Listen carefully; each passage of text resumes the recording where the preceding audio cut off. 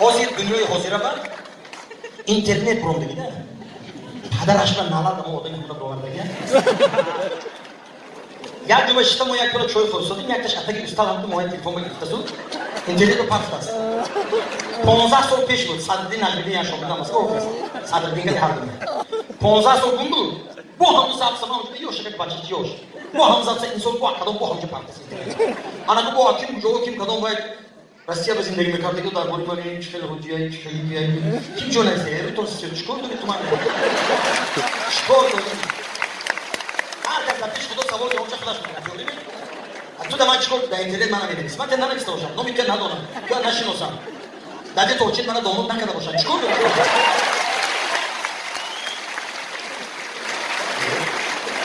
Бах модам да. Yok ya kesiga odam yak shunda savay belemsan. Faloncha. Hamma xil shudas. Kimchi dar borash belemsan. Kim? Ben namish rosi avay. Chikor dori. Dar haq yakas gavzadan ma haq ishkasna dora. Har kas zindagi xudosh, ko'ri xudosh, hayot xudosh. Yok telefonga suratda ne?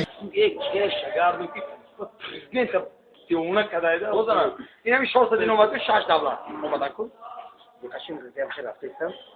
Lukashenko Kırmızı Bakır'ı Kırgızistan prezident son karizmaya kazandı. O zaman. Ya ki haber veriyor. İstedi. Sonra peşmiş sapağıda. Şimdi dün de ana darbe bir şok. İstedi. Hayır haftaysam. Bir tarafta kalan falan mı? Her zaman. Ulan sama kan Kur'an tuttu John kanda kaçtı mı tu? Hatta ki şoma dedi şoma olan şoma dedi şoma dedi. Aykadım. Raf. Yine zabı söylüyor gibi bu var. Tamam da böyle duruyor bara var. Yine zabı. İş tomar alataldın kaynapımda. Az otur sonra yine zabı bir şey mi zabı böyle. Arayı oldu.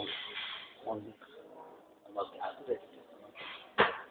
Ваша песня, ваша судьбы, ваши я. Ребята из Казахстана, у нас есть пословица, кто ищет, тот найдет. А другой надо. Общай другая комната, золотая карточка, дор. Какая Казахстан, люди не монит не знают. Подозрано. Хами хай кайф карти, хамаз ба. Багаж